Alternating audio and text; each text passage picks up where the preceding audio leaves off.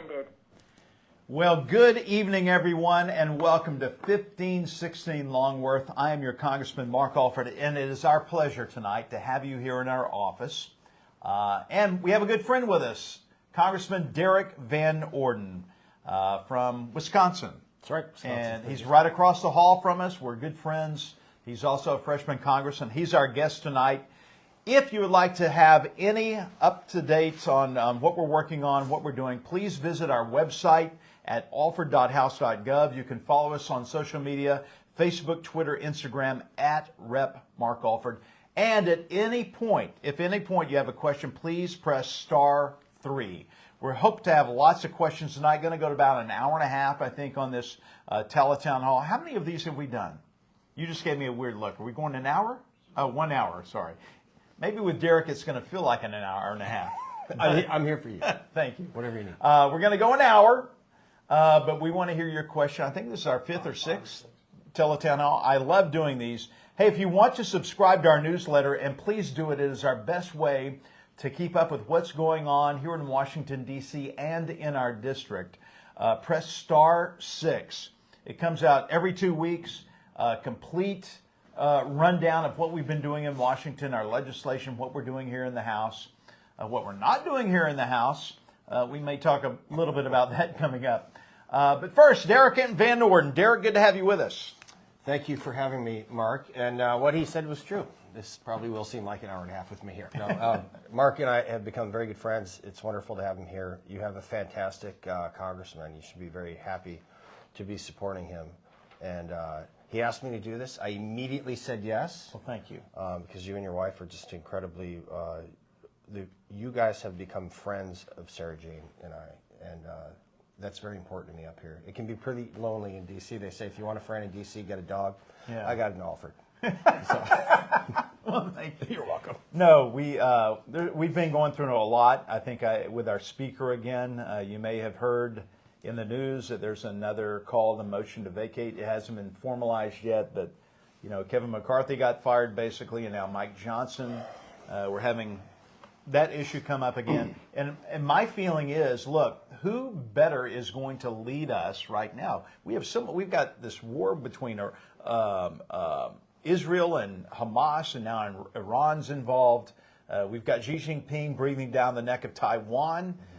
We have Vladimir Putin with his aggression and illegal war prosecuted on Ukraine. This is not the time to be changing boats again in midstream. It is not the time. We also have an open border. We've had the largest cause of death of Americans between 18 and 35 is fentanyl overdoses.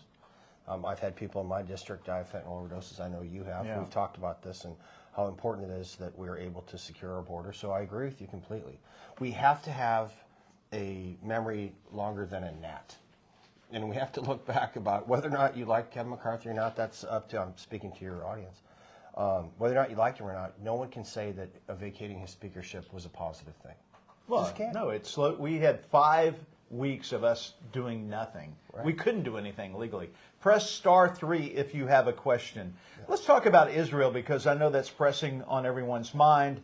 We're going to be taking up a supplemental aid package independently for Israel. It's going to be separate than the package for Ukraine. We'll talk about why we're doing that. Derek and I, along with our spouses, his Sarah Jane and my Leslie, and several other congressmen and women, we spent an entire week in Israel. We went to the kibbutzes where people were slaughtered, burned alive, hostages taken. We met with hostage families. We met with the prime minister and the president of Israel. What was your impression about being there for a year? Well, a week. Sorry. I went there initially right after the October 7th attacks. I was the only member of Congress there, and I made an oath to the Jewish people. Something like that happened, I'd go help them. So I did, and they've come a long way in 6 months. But it's really difficult for people to understand the proximity of things that take place there. And the best example really is if you think about if Tijuana was rocketing San Diego every day, and if terrorists from Tijuana came into California and murdered, and it's the ratio is correct, if they raped, dismembered, burned alive, slaughtered, and kidnapped 50,000 Americans. So that ratio is real. If that had happened, how would we respond as Americans? So I'm very proud of the Jewish people for the resiliency that they show. But the average American cannot understand the proximity and the fact that they live under the threat of being rocketed and missiled on a regular basis. And I firmly believe that it is an imperative of the United States of America to support our ally Israel. Why? Well, I mean, I have a King James Bible sitting on my desk, and I read it, and I believe what it says. I believe that that is the Holy Land. I believe that Jews are God's chosen people. I believe that the eternal capital of Israel is Jerusalem, and it was moved there by Donald Trump. Every single president since the founding of Israel in 1949 said that they were going to move the capital of Israel to Jerusalem, and Donald Trump did it. So we have to protect these people, and you got to understand, Mark, that when they chant from the river to the sea, we went to the Jordan River. I mean, we stood, and you were baptized. In the No, Jordan. I was not. Oh, you but did? I was okay. there. Okay. Sorry. So some of the folks were baptized. So what from the river to the sea means eradicating the Jewish people, like exterminating them from the Jordan River to the Mediterranean Sea. And Iran, Hamas, Hezbollah, ISIS, Al-Shabaab, Al-Qaeda, they've all vowed to commit genocide. And I ask people, if you had the ability in the 30s, knowing what was going to happen in the 40s, would you have prevented the Holocaust? I answer yes. I know you would. Yeah. And I guarantee you, your people listening to this would say yes also. Well, we have a chance to prevent a 21st century Holocaust, and I'm taking it. That's why. If you have a question, press star 3, and if you'd like to subscribe to our newsletter full of information and some fun facts, just press star 6. We have a lot of people subscribing to that. Do we have any questions so far? Anybody on the list? Let's go to Bill Irwin, my friend Bill Irwin from Cass County. How are you, Bill? Outstanding, sir. It's great to hear you guys out there just sending the message and letting people know the truth. Thank you for both being there. And part of the question is Congressman Van Orden, Bud's class 184. Who you on, you guys? What? What class are you in? 141. I will drop down presently, sir. What? Well, hey, Bill, let me tell people, for those who you don't know, Bill Irwin is a Navy SEAL. Yeah. He also worked with local police in the Kansas City metro area. All right. He lives across the highway from me. He ran against me in the primary. Okay. A formidable opponent. We made each other stronger. We prayed with each other. And now he is going to be the next state representative for the great state of Missouri, a good friend of mine. So. Well, you know what, Bill? This is kind of funny. There's 5 Congress people or 5 SEALs in Congress right now, and I say that means there's 4 too many. So, maybe it's a good thing. You know what? You and Mark have got him surrounded. And hey, I want to thank you for something, dude. You gave me the fierce reputation that terrifies the enemies of this nation. And I'd like to think that me and my generation of SEALs picked up that torch and carried the fight to the enemy. And I think that we have. But none of that would have happened without the reputation that you gave me. And so thank you very much for your service. SEALs, just for the folks listening, we do not muck about. We respect our elders, Bill. And we remind them of that constantly. So, Bill, do you have a question? Yes. My question was just on my concern of what happened with the 5th generation warfare attack. I'll call it that, just war college stuff, that I see happening from the shutdown of our transportation system in the United States of America by groups that are supporting Iran. And my question is, are we going to try to call that terrorism? Are we going to just let them go? This is a tough one. The American citizens, but we let them in here, and they're not standing for our country. Well, I totally agree with you. We've got some nut jobs out there who not only want to they want to obliterate Israel, and then we have very ignorant people like Derek was talking about, from the river to the sea. They have no idea what they're talking about. These people that have obstructed commerce, who have put people's lives in jeopardy, shutting down bridges and thoroughfares, I think we need to throw the book at them. And law enforcement needs to take a stand and show them that this cannot stand. We cannot have this in America. It's one thing to protest on the sidewalk with a sign. I believe in free speech, but when that speech goes to disrupting other people's free movement, then that's a problem. Derek? Yeah, it's not like it's not like this is new stuff. The Colonial Pipeline, that was hacked. It was a ransom thing, which shut down the ability to distribute fuel along the East Coast a little bit ago.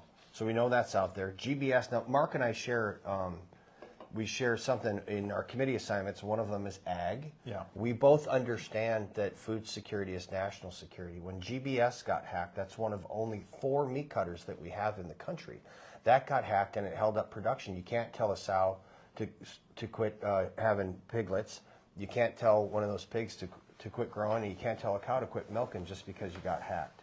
So I'm going to tell you right now, the Biden administration has done a pretty abysmal job of shoring up this country against cyber attacks, which you referred to as fifth generation attack. And there's more out there. So we have to be eternally vigilant, and we have to continue to press the Biden administration. Secretary Mayorkas should not be there anymore. Our homeland is in jeopardy because of these terrible policies poorly executed by the Biden administration. So stand by to see more of this. I don't mean to be Debbie Downer, but I mean, as a frogman, Bill, you're a frogman too. You understand we don't have the luxury to wish that things are going to turn out well without working incredibly hard to make sure that they do so. And unfortunately, I don't think that's going to happen under President Biden. No, it certainly won't. And when you let 9 million illegal aliens into a sovereign nation like this president has done, and this lame Secretary of Homeland Security, and when you allow some 20,000 communist Chinese in, and when you allow 2 million known gotaways now, it doesn't take a rocket scientist to know that these people, not all of them, but some of them, enough, do not want to see good come to America. They want to do us harm. And so I believe the intelligence is out there. The FBI Director Wray has pretty much said as much, is that we need to be ready. We need to be ready for another terrorist attack. There are sleeper cells in the United States of America right now, jihadists who want us dead and to do to us what they did to Israel on October 7th. Bill, thank you. Tell Barbara hi, and I will see you in a couple of weeks. All right, let's go to Robert Olson. Robert, how are you today? All right. Just calling recently, we live in Belk, but we've been going to a church in Kansas City, and they had our guest speaker in, and his wife lives south of Austin, Texas. I think you know where this thing's going. She was out one day. An illegal immigrant came and put a gun to her head and robbed her. Oh my gosh. This is how serious this stuff is, and you've been to the southern border, so you understand what's going on there. Yeah, it's not getting any better. And President Trump said when he came down that escalator in 2015 and talked about needing to build a wall and needing to stop the illegal immigration, he talked about Mexico not sending us their finest. That upset a lot of people, because they felt like then the candidate Donald Trump was being a racist, that he was trying to maybe stir up division within our country. But I think what he said was very real. Many of the people coming across, being sent from Central American countries and coming here from Mexico, Guatemala, Honduras, they're not coming here to be a productive part of the fabric of America. They're coming here basically to get something for nothing. And with a president who's offering that, it's no surprise that it's happening. I would challenge people to talk to Laken Riley's parents and say, you know what? In fact, Mexico is sending people here that want to matriculate into our society. And as Mark said very eloquently, a lot of them do not. It's statistically impossible for, at this point, about 11 million people to enter this country, and every single one of them wanting to come here and to contribute to society. It's just statistically impossible, and it's tragic. Every single American citizen that's brutalized or murdered by someone who's in this country illegally did not have to be brutalized or murdered if that person did not, or would not have been brutalized or murdered if that person had not entered the country illegally. Please press star 3 to ask a question, star 6 to subscribe to our newsletter. We'd love to send that to you every other week, a complete rundown of what we're doing here in Washington and in our district. Let's take another question. We'll go to Daniel Stafford. Where do you live, Daniel? Blue Springs. Blue Springs. Good deal. How are things in Blue Springs? Sunny. Well, that's good. You're getting a new mayor there, and Carson Ross has been such a good friend to me and a great Christian man, and we're going to miss him in public life. But what's going on, Daniel? Yeah, I just got a question about, like the Speaker of the House only put it out by one person, but if they didn't agree with the law or whatever it was at the time, I don't think it's right for one person to do that when you all voted on that law, yea or nay. So what's your thoughts?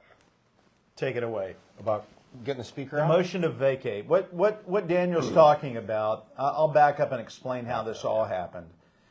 So the Speaker of the House, before Kevin McCarthy came into office, it had to be the majority of the majority that would call 50% plus one, basically, that could call for the removal of the Speaker of the House, which made it almost an impracticality unless this person's just so unsavory that we did not longer want him or her as Speaker of the House. In order for Kevin McCarthy to get the necessary votes to become Speaker of the House, especially from the folks in the Freedom Caucus, he agreed to have just one person be able to stand up and call for a motion to vacate the chair, which means that the Speaker would be fired. Of course, there would be a vote after that, but that's what it came down to. So for 8 months, Speaker McCarthy lived with this anvil hanging over his head, and basically Matt Gaetz pulled the trigger last summer, late summer, and Kevin McCarthy got fired. And now we're facing the same thing because this rule is still in place. We have not changed it. I don't know when or if it will be changed. What are your thoughts, Derek? Well, here are my thoughts. Let's be very explicitly clear. 8 people who are wearing a Republican jersey voted with 208 Democrats to remove Kevin McCarthy. Okay? The only reason it wasn't 210 Democrats is because Nancy Pelosi was at a funeral and Cori Bush had COVID. So 8 people that are going around beating their chests saying that they're these patriotic Americans, 8 of those Republicans voted with 208, the entire Democrat body of the House of Representatives physically present in Washington, D.C. On its face, as a Republican, I could say that's probably not a good idea. I mean, just, call me old-fashioned. So that was a horrible idea. We spent 5 weeks doing nothing instead of the country's business. And now we got somebody who wants to do this again. And I said this earlier. We have to have a memory longer than that of a gnat. And it didn't work before. We're not better off than we were then. And we will not be better off than we are now if we vacate Mike Johnson's speakership. So basically, several weeks ago, Marjorie Taylor Greene filed the paperwork for a motion to vacate the chair, but did not stand up in the House and verbally call for that, which you have to do to get the ball into motion. Today, as you probably read in published reports, so I'm not telling anything out of school, another member, Thomas Massey, basically said he was going to second the motion to vacate the chair if Speaker Johnson did not give a date certain for his leaving the chair, not leaving Congress, but leaving as Speaker of the House, much like John Boehner did some years ago. So there we have it. It's not a good thing. It's not. At this point, I'm not so much worried about how dysfunctional we look. I'm worried about people watching right now and listening, because we're not able to do the things that we need to do and concentrate on with all these distractions. That's right. And we're not here to take part in a soap opera. We're here to get things done for you. We do have a poll question, Derek. Are you confident in President Biden's handling of the conflict in the Middle East? Are you asking me? No, I know where you stand. Wow. Press 1 for yes if you're confident in President Biden's handling of the conflict in the Middle East. Press 2 for no, and press 3 for hell no. No, press 3 for somewhat. And if you push 1 for yes, you are confident of President Biden's handling of the Middle East, make sure you pay your dues to the Democrat Party. Yeah. Just throwing that out. Very good. That is our poll question for today. And the winner gets nothing. If you have a question, please press star 3. Subscribe to our newsletter, press star 6. Let's go to Keith Day. Keith, where are you from? Bay City. Bate City. Very good. Love it down there in your area. What's going on? What's your question? Well, I've actually got a couple extras because of what you guys are saying. And that's as far as the speaker goes, you know, nobody would have been kicked out of office if you guys would do what you say you're going to do. And you're going to say, well, we don't want to shut down the government, we don't want to do this, we don't want to do that. But the bottom line is the Republican Party gets nothing done. Even when they had Trump with the House and the Senate, they got virtually nothing done. We said we wanted to close the borders, but we weren't going to give any money to the Ukraine until we sealed the borders. If they're not going to let us seal the borders, then we shouldn't do them anything. And so I kind of disagree with both in saying that if he can't do the job, we need somebody there that can. Somebody needs to hold the line and say, we need the borders sealed. We just went over in this conversation how terrible it is that all these people come across our borders, but we're not doing anything to close it. Well, look, it's Keith, right? Keith. Okay, Keith. Let's back up to last year. One of the first orders of business that we did as a House was H.R. 2, the Secure Border Act, which secures the border. It reinstates the Remain in Mexico policy. It ends catch and release. It finishes the wall. It gives Border Patrol a raise. It does have some asylum reforms in there. It was a complete package. We sent it over to the Senate, and Chuck Schumer's been sitting on that since May. They want us to make compromises now with this so-called bipartisan bill, which was nothing of the sort. 2 rogue senators came up with this thing in the dark of the night without any collaboration from other Republicans. And the Democrats and the media insist on calling it bipartisan. It's BS. It's not bipartisan. It would allow up to 5,000 illegals a day into our sovereign nation before we did anything about it. I'm sorry, we're not compromising on that. Where do we go from here, though? Should border be attached to Ukraine? That's an interesting thought. I think each thing should be handled separately. I think one of the ideas that came up today, let's just vote on restoring Remain in Mexico and send that over. That would solve 72% of the problem we have right now with the illegal immigration. But I get your frustration. It does seem like we're getting nothing done. I guess to some people we are. Some people like that. Derek, your thoughts? Keith, you are not going to find a person more frustrated about what's going on than me. It's just not going to happen. I am a retired Navy SEAL senior chief, and I'm used to doing things and getting them done. Here is the core of the issue, though, Keith. Article 1 of the Constitution gives Mark and I and the senators our authority that you gave us through the Constitution. God gave it to us articulated, correct? Article 2 is the executive branch in the Constitution. Article 3 is the judicial branch. Out of those 3 branches, the only branch that has enforcement authority is the executive branch. So when we passed House Resolution 2, that means it's the second thing we did in this Congress. The first one was energy. It was awesome. So when we passed that, then we handed this amazing package of stuff. And one of the things that I thought was the best in there is it helped identify the over 100,000 children that the Biden administration has lost. We sent that over to the Senate, and Chuck Schumer let it sit on his desk since May. Now, let's say the Senate had passed H.R. 2 through there. It would still have to go to the president's desk to sign. And then it would have to be enforced by the president through the executive branch. And Joe Biden is not going to enforce any of these laws that we pass. That's what's so frustrating. We hold exactly 1/6 of the government as Republicans. And we are turning and burning every single day. And we're putting out some fantastic, very conservative, awesome legislation, and it's dying across the street in the Senate. And it's really unfortunate. That's why you have got to work, Keith, as hard as you can to send this man back to Congress. You got to work as hard as you can to help us get the Senate back and to get Donald J. Trump back into the White House so we are able to exercise across the board the authorities that Nancy Pelosi, Chuck Schumer, and Joe Biden did for 2 years, ran this country into the dirt. We need to get Congress, the Senate, so the House, the Senate, and the White House back. And then we can do these things for real, because I know for certain that Donald Trump will stand up, put his foot down, and get on it. Well, I think automatically he'll reinstate these, how many, almost 60 executive orders. 65 or 66. That President Biden came in on the first day and stripped away these executive orders, opening the border wide open. People were coming in, if you remember, with signs like, "Thank you, Joe Biden." They were wearing Biden-Harris shirts. Yes. So the world's gone crazy. I hope we answered your question, Keith. Press *3 to ask a question, *6 to subscribe to our awesome newsletter.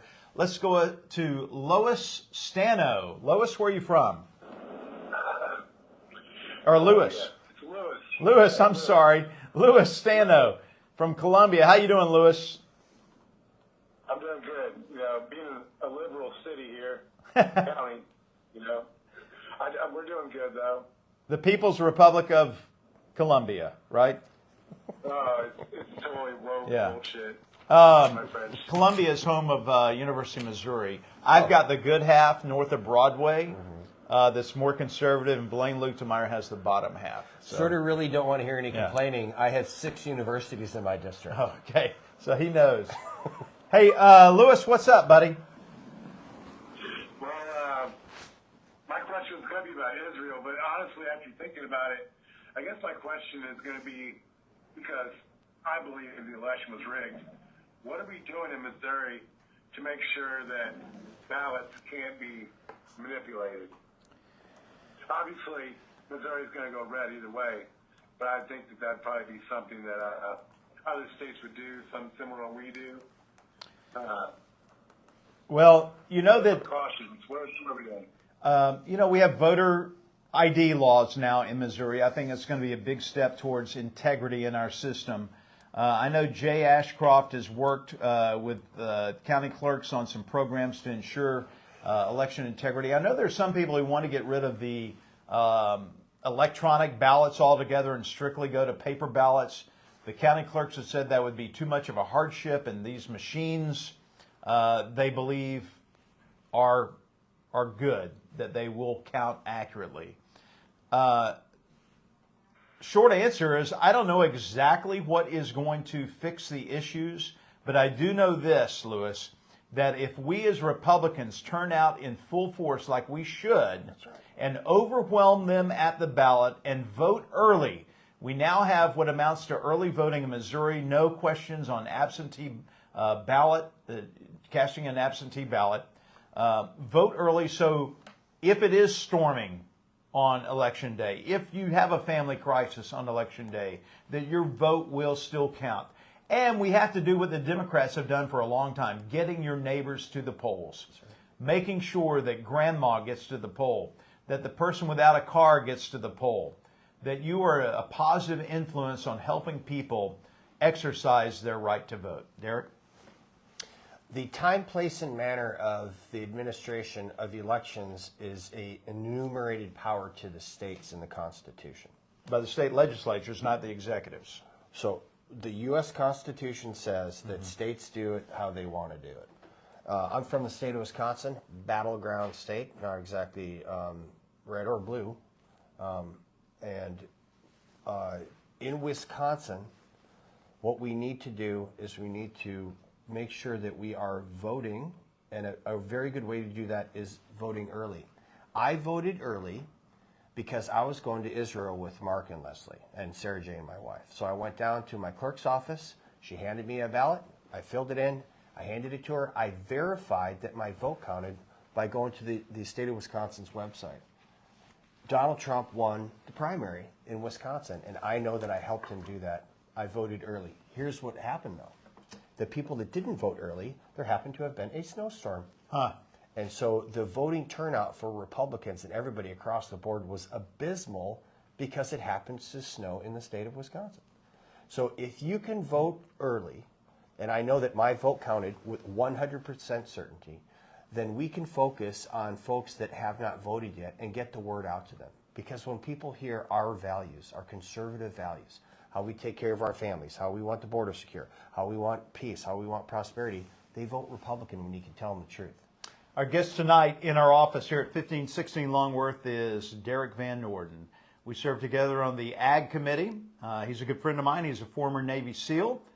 You may have seen him in a movie or two. What was the name of the movie? Act of Valor's one. Act of Valor, that's Running right. with the Devil, Yes, that's another one. That's good. And Surviving the Wild with John Voight, who is awesome, by the way. But now he's here on this stage, working for the people of Wisconsin, as I am working for you for the 4th Congressional District. Mike France. Mike, how are you? I'm good. I'm good. I'm just a little frustrated in that this giveaways that was happening for college repayments. Right. I mean, I'm a retired. I did 28 years as an infantryman in the Army. Right on. And so my wife and I, we didn't have a lot, but I told our son that I was responsible to make sure he got his bachelor's. You pay for your own master's, but I'll get that. When he left college, I still owed $8,000 on his tuition stuff and all his fees and junk. And I told him, don't worry about it. Mom and I's got that. I paid for my son to go to college. I sent him to Oklahoma State so he could also start getting, well, that's where Grandpa's at. So family could get to him, but everybody in the family, my wife, all those, I taught at Oklahoma State for ROTC and that. But so that's why he went there. He also, I wanted him to be far enough away, he had to start developing some life skills versus being right here where he could just pound on me and Mom every minute of every day saying, I need this, I need that. I could get to him, but it took a while. But we paid for our son, and so these giveaways with my tax dollars, and then he talked about, the federal government's going to pay for this bridge. I don't live out there. I can see helping, to get certain things initially done, but I don't expect to be paying for a bridge that I'll never cross with my tax dollars. And I just sent my money back out yesterday. I would love to be able to withhold my money and tell them, you come see me and get it, and tell me what you're going to do with it. Because, I don't have a lot. But what I do have, I cherish and I spend it on the things that we need and to help my family and my son and his family. It just gets very, very frustrating when this continually happens, these free giveaways, all this money going to these illegal aliens and for their support and living in hotels, living better than some of our Americans and many of our veterans. Mike, I totally agree with you there. I'm going to handle the first part of that question. Look, this college giveaway, it is not loan forgiveness. The loan is not being forgiven. It is loan transference, debt transference to you, to all Americans. Now, if the colleges were to say, hey, you don't owe us any money, that would be one thing. But this is the government loan for so-called forgiving this money. Biden's actually just trying to buy votes, and we all know that. He's trying to buy the votes of the young people in an election year so he can stay in the Oval Office. And so it is disgusting. I think it is immoral. I think the Supreme Court has ruled that it is illegal, and yet this president continues to defy the Supreme Court of the United States. Derek Van Norden is going to answer the second part of this question on the bridge because he is on the Committee for Transportation and Infrastructure chaired by Sam Graves of Missouri. Derek? Yeah. Hey, Mike, were you 11 Bravo or were you an officer? He's off. Oh. Let's leave him on until we're done with him. All right? Yeah. All right. So I am on the Transportation Infrastructure Committee. Last week we had a roundtable with the Coast Guard, the Army Corps of Engineers, and President Biden's Highway Secretary. What the plan is this. They've opened 2 temporary channels. on each side, north and south. Then they're working on opening a third little channel, and then what's going to be next is opening up the main, it's called the federal channel. So I asked them, I said, is this your plan? 1 stage, 2 stage, 3 stages? And they said, yeah. And then I said, well, I'm assuming your 4th stage is to rebuild the bridge. And they said, yes, it is. And I asked a very simple question. Why? So they've done these studies, and they're looking at this, and all the doom and gloom that they thought was going to happen didn't. So the traffic patterns are being rerouted. And so my question is, why would we assume, now first, Biden piping out saying that the federal government's going to pay for that bridge is BS. And you know why? Because no federal money ever went in to build that bridge. The original. That was a private bridge finished in 1978, and it was a toll bridge that paid for itself. Federal government never got money for that, so that's out there. But the second thing is, I told these guys, why don't we take until May, which is when they think that they're going to have the federal channel done, and do an extensive study to make sure that the economic impact of those ports being open, but not the bridge, the return on investment would be worth it. Because right now, honestly, it's not. There you go. Hope we answered your question. Let's go to Brian O'Kelly. Brian, where are you from? I am from Holden, Missouri. Very good. What's your question, Brian? Well, it's pretty much been discussed. I don't know why the liberals are putting such a blind eye to so many of these immigrants coming over here across the border. I'm pretty upset by it. It's to turn them into voters, Brian. I think we all know that. With 9 million illegal aliens here, I think that's like 13 new congressional districts, something like that. Well, a lot of it has got to do with, I'm sure, them making citizens of them to try to get their vote. But it's a strain of the economy. All these sanctuary cities, I know, are overcrowded. And I'm sure they got their foot in their mouth about letting all these people in. But all he's got to do is sign an executive order to get this to stop. He could shut it. He could shut it down tonight if he wanted to. The president does not want to do that. Secretary Mayorkas does not want to do that. That's why today the impeachment managers from the U.S. House walked across the rotunda over to the Senate side and delivered to the U.S. Senate the articles of impeachment for a trial to hopefully take place in the U.S. Senate. I haven't heard the latest on that, if they're going to go through with it, but that's what should happen. Mayorkas, I call him the biggest liar since Pinocchio. This guy has gaslit, lied, obfuscated. You know, he never would call the border a crisis until just recently. He called the Border Patrol men on horses, said they were using whips when they were actually reins. I've been on a horse. I'm sure you have too. I know the difference between a horse and a rein. A whip and a rein. A whip and a rein, yes. And a horse and a rein. I know all those differences, but apparently Mayorkas does not. All right, let's go to our next question. Press star 3. It's been a long day. Press star 3 to ask a question. Susan Winnett? Winnie. Yes. How are you, Susan? Where are you from? Susan? Susan, where are you from? Well, Hello? Can you hear me? Yes. What's your question, Susan?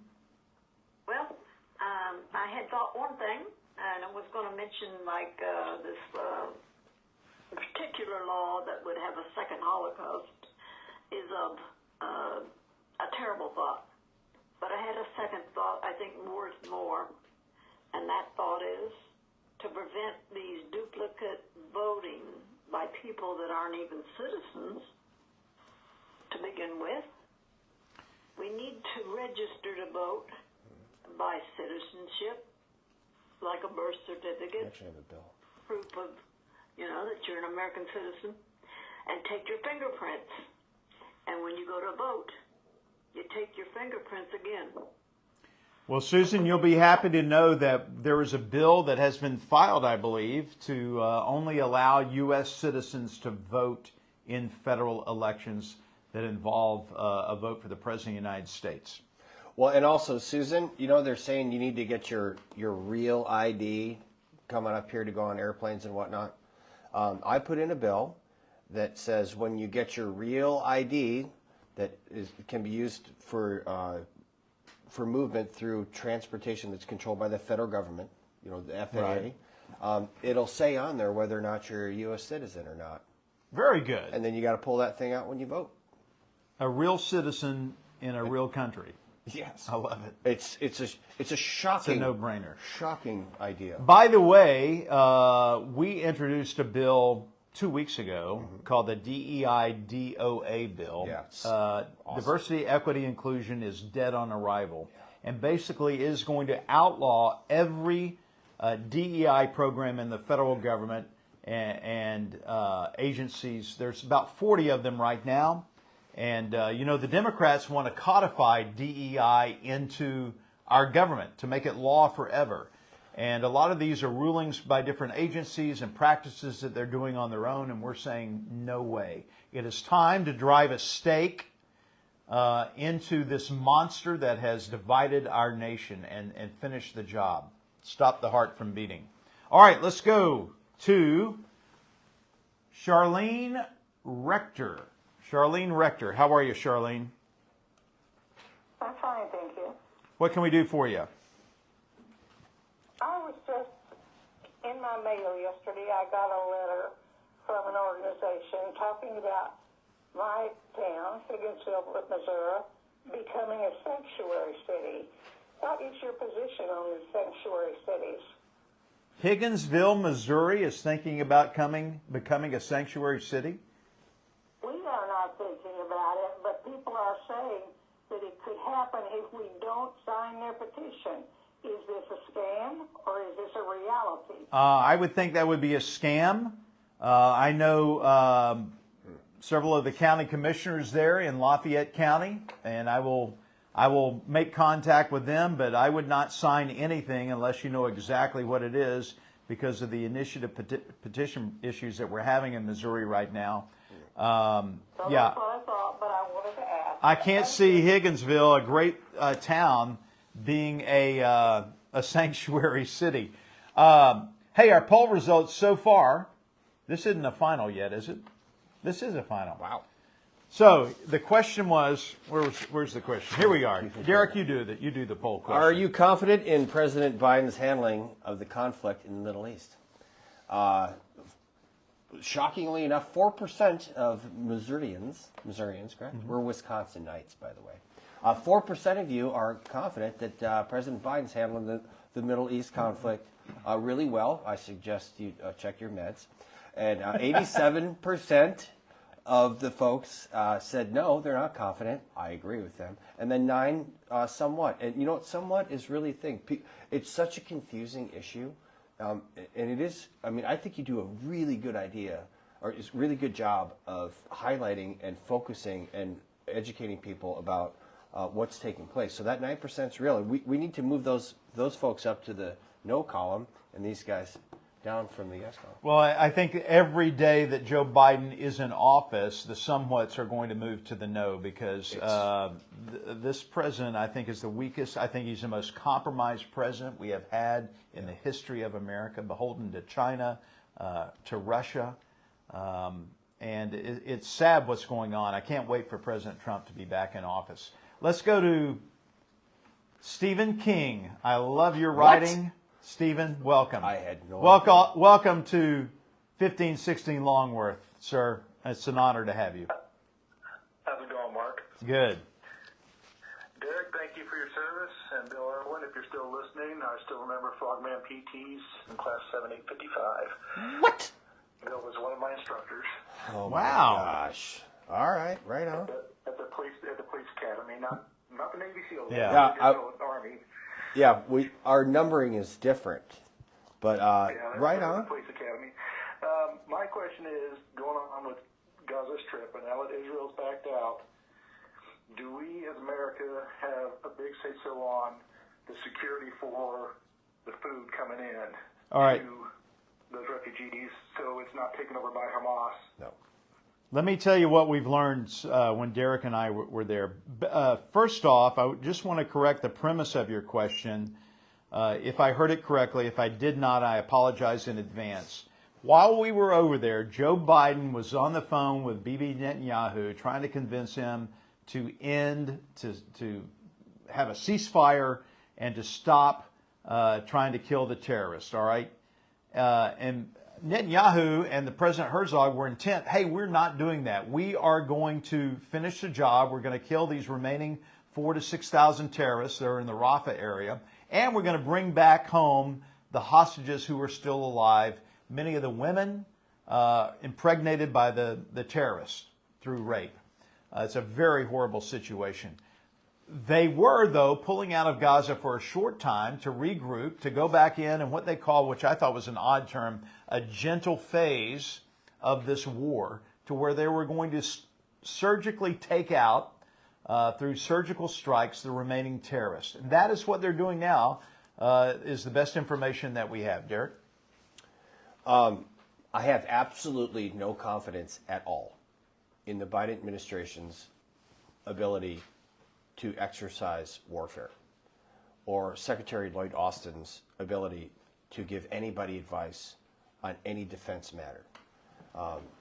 When Afghanistan fell because Biden abandoned thousands of American citizens and our allies to the Taliban, and 13 servicemen and women were killed when Abbey Gate was detonated by a suicide bomber, that should have been a clue to the world that Biden does not know what he's doing.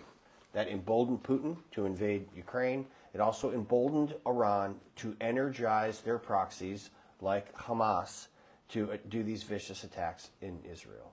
So I'm telling you right now, the Biden administration needs to cease and desist from telling Israel how to wage war against people that kidnapped, raped, murdered, burnt alive, and dismembered Israeli citizens. And again, the ratio, if that happened in America, would have been 50,000 Americans in a single day. There's been a lot of a thought about how do you get the people of Gaza the food that they need, the humanitarian assistance. It was made quite clear that all the assistance being sent over there now, that the Hamas terrorists are keeping 90% of it for themselves. Right. Giving only 10% of it to the Gazan people. And so they don't care about the Palestinians. They don't care about the people of Gaza. They're using them as human shields and to twist in the wind so that it will it'll make Israel look bad. It will make America look bad. It's all for public consumption on the world stage. Let's go to, go ahead. Mm-hmm. What did you hear about the 717 poll? No. So a Palestinian group polled the folks that live in Gaza and asked them if they thought that the Hezbollah terrorists committed war crimes on October 7th. Only 7% of the people in Gaza thought that they committed war crimes on October 7th. Then they showed the people in Gaza the videos that were made by the terrorists raping, burning people alive, dismembering them, and kidnapping them. And only 17% of the people that live in Gaza then thought that Hamas committed war crimes. So let's just keep that in mind when we're talking about making sure that we're giving humanitarian aid to these folks, because they're not all as innocent as the left is making them out to be. That's a real poll conducted by real people from Gaza with people in Gaza. We have time for a few more calls. Star 3 is the number to press to ask a question. Let's go to Eric Brown. Eric, where are you from? Are you talking to me? Eric? Aaron. I'm Karen. Karen. Karen. All right, Karen. Karen. Sorry, one of our wires got crossed here. Karen, where are you from? Lebanon. Lebanon. All right, very good. That's Lebanon, Missouri. Oh, okay. It is in our district. Let me explain to Derek real quick. It's in the southern part of our district. Okay. It is home to Bennett Springs, my favorite place to go trout fishing. Okay. It is also home to a place that you would want to visit, this cooperage, where they build out of Missouri white oak the majority of barrels in which bourbon and whiskey is stored, and put in racks. And so it's a great place. We took a tour there. All right, Karen, what's going on?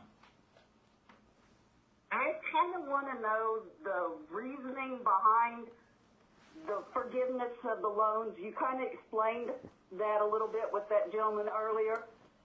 But this people he's wanting to forgive loans for, his colleges, that's the strongest we have at the moment. These people are just beginning their lives, their careers. They have so much for advancement, where us in, our senior years, we're getting nothing. And like the gentleman said, we're paying for our kids' colleges. Nobody gave us a break. We had to work for everything that we got. Where's our handout? Well, I totally agree with you. And what about all these people who have worked so hard to pay off their student loans? No one's holding a gun to your head when you sign those papers to take out a loan for college. And I think if we did more and I know our governor is, and in our state there's a big movement for trade schools right now to get people connected with things that can make money right off the bat when you come out with a 2-year degree or even a trade school certificate, that you can make not just a livable wage, but a good wage. Not everyone is suited for college. Not everyone needs to be burdened and saddled with $250,000 or more of college debt. But if you do take out the debt, that's on you to pay. It's not on the rest of the taxpayers. Plumbers should not be paying off the debt of those who went to medical school. And that's exactly what Joe Biden is doing in this. It's kind of a reorganization of society. I think it goes back to Obama's Hope and Change, trying to make everyone have equal outcomes. It's called equity, and that's not right. We should have equal opportunities, but not equal outcomes. Derek. That's right. 26, it's Karen, right? 26% of my district has a 4-year degree, and only 9% of my district has a graduate degree. So these people are asking essentially 75% of the hard-working Wisconsinites, someone that's milking cows 3 times a day, because I have big dairy where I'm at, who's milking cows 3 times a day to pay off somebody's loans who decided to go to college and get a degree in 13th century French poetry. And you know what? That dog don't hunt. I believe that is a phrase from Missouri. So we just can't do that. It's not okay. It's patently unfair, and I believe it is un-American. All right, we have time for one last question, and that is from Courtney Abel. Courtney, where are you from? Courtney, you there? Sorry about that. Yes, I am. Hi. Where are you from, Courtney? I am in Lebanon, Missouri as well. All right. Yes, me and my husband are transplants. He just recently got out of the Army after 18 years. Right I'm on. a veteran as well. Well, very good. What can we do for you? What's your question? So, during my husband's transition out of the military, some really big issues were brought up. And my husband got hurt due to negligence of a military doctor. Okay. And we were able to get it to where that doctor isn't going to hurt any more soldiers. But the big problem is he got medically discharged because of that after 18 years in the military and lost his retirement completely. I am wondering, and I've met other people who have been through this. Yes, he gets VA disability, which has completely saved us, and I'm so thankful for that. But I just don't understand how after 18 years of giving his life and wanting to do 20 years, he completely lost his retirement. And I don't know if that's an issue that you guys know about or something that's being worked on, but it is something in my community that a bunch of us are getting together on. Just so happens Derek is on the Veterans Administration, or the VA Veterans Committee, I'm sorry. What advice? I'm going to give you a number here and how we can help through our office, but what would you tell her, Derek? I tell you, first of all, I want to thank your husband for his service and for yours. Sarah Jane and I was in for 26 years, and it's an entire family's job when the mom or dad are in the service. So thank you for that, and if you've got kids, thank them too. It can be tough. To use it's a kind of complicated legal phrase, but I'm going to say it. It's that ain't right. Okay, that ain't right. So Mark's going to give you the phone number to your local office. I will stay in contact with him. I have an exceptionally great dude on my staff who does veteran stuff, and we will get to the bottom. I mean, Mark doesn't need my help, but if he wants it, we'll team up on this. We'll team up because again, that ain't right. So all right, I'm going to give you a number. Do you have a pen? There's a bunch of people in this community in like Plato and around Fort Leonard Wood here that this has happened to. Okay. All right, well, we need to get you in contact with our office. Our Columbia office number is 573-540-6000. That's 573-540-6000. What? And the reason you got to call those folks is that you're going to have to do some privacy paperwork, right? So that we can take your case. It's a legal thing. But noted. Do they need to contact Grace? Yes. So Grace is the person. Actually, she's in the Lebanon office. So give me the Lebanon number. What are you thinking? Is with Lebanon? Why did you give me Columbia? Come on, staff. What's going on with Lebanon here? We have a beautiful office there in Lebanon, and Grace Townsend is the person you should call, and she deals specifically with veterans. She deals with Fort Leonard Wood, and the office is in the Civic Center there in Lebanon. Her name is Grace Townsend, and the number is, dun, dun, dun. All right, here we go, 417-532-5582. That's 417-532-5582. And ask for Grace. Did you get that, Courtney? Yes, I did, and I really hope that doing this is going to help other people who were in the same situation and like the other people that I know, because it's not just us. Well, listen, we'll stay on this for you. Grace is very good at what she does, and I appreciate it. Thank you. All right. Hey, before we go, I like to do something here a little bit different. Are we arm wrestling? No, we're not arm wrestling. I don't know. It's your show. You would definitely win.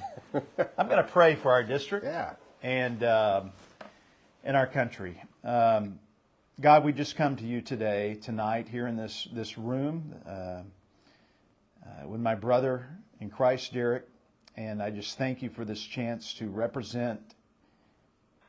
Thank you for the chance and the honor to serve and to represent the voice of 772,047 people, God. We've got tough times in America right now, and there are people hurting out there, people like Courtney, and I pray your providence and protection over them. God, give Derek and I the wisdom that we need to make the right decisions each and every day, for it not to be about us, never be about us, God, but the people we serve. Help us to make the right decisions, the right votes, and always be an advocate for you, God, and for your grace and your love and your mercy. Season our lips with love and kindness in our hearts. It's through Christ's name we pray. Amen. Hey, thank you guys. Thank you for giving me this chance. And I tell everyone, Derek, I can't believe I'm here. We've been here 15 months or 16 months now, and I never thought that I would be sitting here doing this. But it is an honor of a lifetime to serve you, and I thank you from the bottom of my heart. Thank you. God bless you. Bye.